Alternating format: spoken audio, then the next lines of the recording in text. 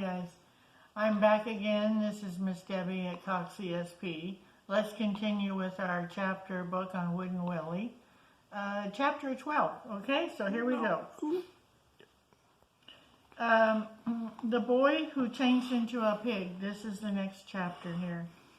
The little car bobbed and bounced along the path through the woods, and the kind-hearted storekeeper's eyes filled with tears. He was thinking of the happiness beloved Belinda and Uncle Clem had brought to the orphan children, but he hardly knew where he drove.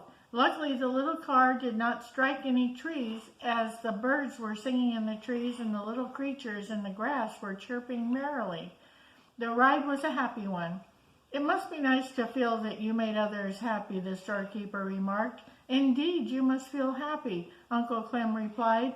"I?" the storekeeper asked in surprise. "Why, Uncle Clem, I meant you and beloved Belinda must feel nice to know that you brought these folks such happiness." "Dear me," beloved Belinda laughed, "to hear you talk, you would think that you had nothing to do with it. Why, if it hadn't been for you, where would the little old lady have gotten all those things for the orphans? If it had not been for you, how would you carry them to the orphans?" As they talked, the little car turned the bend in the path and came to a little house. "Hello," the storekeeper cried. "We have taken the wrong road. Oh my gosh. I must have been asleep." He brought the car to a stop, and the little man and woman came out of the front and called, "Good afternoon," in a cheery voice. "Won't you stop and rest for a while?" Why, yes, thank you, we will." The storekeeper stopped his engines, "at least long enough to find out where we are." The little man and the little woman shook hands with him, and they walked to the little house. Mrs. Dinky was just starting to make donuts, the little man explained. As fast as she could make donuts and cook them, the donuts hopped out of the powdered sugar and rolled out through the woods. "How strange," said beloved Belinda. After they had talked it over a while, Mrs. Dinky fried more donuts, and beloved Belinda and Uncle Clem and the storekeeper watched them hop out of the powdered sugar and roll away. "Stay here," the storekeeper motioned to him. "As I follow them, I'm going to see where they go to." And he followed the last donut through the woods until they came to a large log. The donuts rolled right into the log. Oh, see up there? Right there? Oh boy. I love donuts too. I wonder who's getting them. Yum, yum, yum comes the sound out of the log. The storekeeper got a long stick and poked in the hole at one end of the hollow log. "Wee, wee, wee," the storekeeper heard. "Now you, come out," the storekeeper shouted, punching hard with the long stick.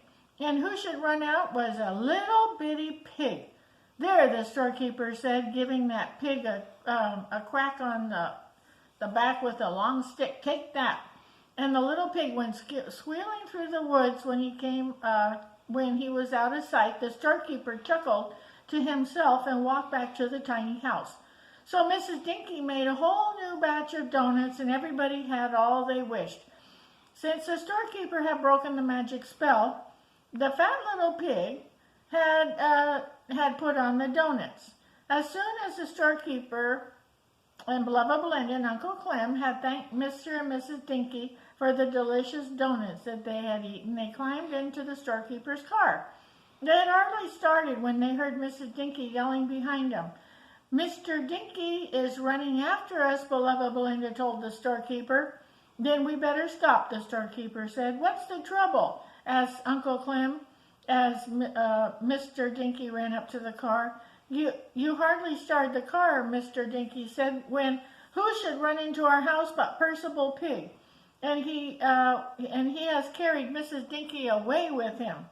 "Dear me," said the storekeeper, "this will never do. We must return to find Mrs. Dinky. I know just where Percival Pig lives, for I poked him out of the hollow log when I followed the donuts that rolled from Mrs. Dinky's kitchen through the woods. And it was Percival Pig who worked the magic on the donuts." The storekeeper picked up the long stick and walked through the woods into the hollow by the hollow log. Now watch Percival Pig come out, he whispered to Mr. Dinky, and he punched at the log with his long stick. Shh. Bzzz came the inside of the log, and the storekeeper waited to hear no more. He dropped the long stick and ran. He took off his hat and waved it over his head as he ran. Mr. Dinky and Uncle Clem, though much smaller, were close to the storekeeper's heels. And beloved Belinda knew that the bees would not harm her. Oh, that's a buzzing noise. That's bees, all right. Because she was made out of cloth, she stood still, and to her surprise, instead of bees, out of the log came the long nose of Percival Pig. Tee-hee-hee, Percival Pig laughed to himself. That time I fooled them, tee-hee. I made it sound like the bumblebees humming, and they thought it was real for sure bees. They won't bother me anymore, and I'll keep Mrs. Dinky shut up and make her cook donuts every day for me because I love donuts. Percival Pig was so busy watching the storekeeper and Uncle Clem and Mr. Dinky running away, he didn't notice beloved Belinda was beside him and with a long stick to hit his nose. Crack! Just like that, only a deal louder. So surprised was Percival Pig that he jumped out of the log and crashed away through the bushes, squealing as loudly as he could squeal. That, said beloved Belinda, will serve you right. And into the hollow log she crawled. Mrs. Dinky was shut in the pig's kitchen, and beloved Belinda led her outside into the sunshine. Do you know what I've done, Uncle Clem said, when beloved Belinda and Mrs. Dinky reached the house and found the others? I put a stick over the front of the door and one over the back of the door, and I'm going to wish that Percival Pig ever comes near the Dinky's house. The stick will jump out and give him a crack he'll never forget. Now, if Percival Pig would only come to the door and say, Mrs. Dinky, will you please give me some donuts? I would gladly give him a lot. You can't expect pigs to be so polite, Mrs. Dinky, said beloved Belinda. Pigs are always the same. They're just pigs. Oh, didn't you know Percival Pig always wasn't a pig, said Mrs. Dinky. He used to be a little boy. My goodness, he changed into a pig? The storekeeper asked. Did some witch or magician send that nice boy into a pig? Oh, no, Mrs. Dinky said. Percival was a little boy. Every time his mama went out of the house, he climbed into the cupboard, helped himself to things, and he would eat jam and cookies and donuts and everything. When his mama would say to him, my dear, if you don't stop eating so much, you're going to change into a pig. But Percival didn't believe his mama, and his face never was nice and clean like the other little boys. And he always said, oh, beans, when his mama wanted him to wash his neck. One day, when Mama was away from home, Percival climbed on the cupboard and ate and ate and ate so much he changed into a pig. When his Mama came home and saw that little pig in her clean kitchen, she took her broom and shooed him outside, and he had to live in the woods. Doesn't his Mama know that that pig was really her little boy? Said the storekeeper. Oh, no, Mrs. Dinky said. No one has ever told her. Just then, there came a loud squeal out of the back door. When Mrs. Dinky and the others ran to look, they saw Percival Pig running as fast as he could, and Uncle Clem's magic stick had given him a whack at every step. And although Uncle Clem knew Percival Pig deserved a whack, he felt sorry for him. If you will wait here, he said to the storekeeper and beloved Belinda, I'm going to run after Percival Pig and see if I can help him. I will make some chocolate and we will have a tea party when you come back, Uncle Clem. Mrs. Dinky said, don't wait until I return to have the tea party, said Uncle Clem. I might be gone for an hour.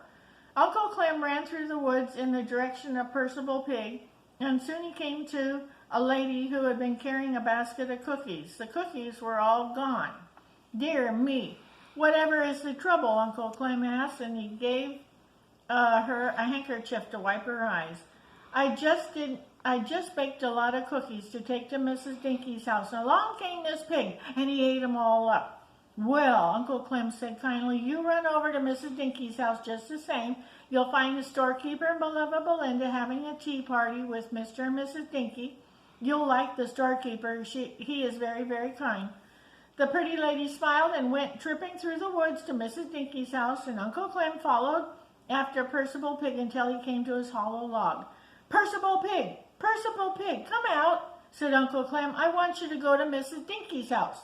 "Indeed I won't," Percival Pig grunted from inside the hollow log. "I don't like being whacked with a stick."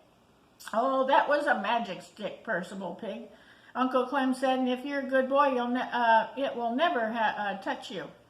"But how can I be a good boy when I'm a pig?" Percival Pig said, poking his nose out of the hollow log. "If you promise to wash your face and not make a pig out of yourself when you're eating too much, I'll change you into a boy again," Uncle Clem said.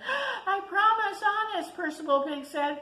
"It isn't much fun being a pig. See, my clothes are all torn and soiled." All Uncle Clem had to do, of course, to change him into a little boy was to wish on his magic bean.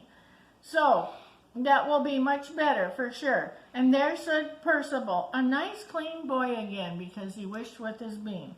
And his clothes were nice and new. "And, well, Percival," said Uncle Clem, "we shall go to Mrs. Dinky's house and to her tea party. And you must be careful not to make a pig out of yourself again, okay?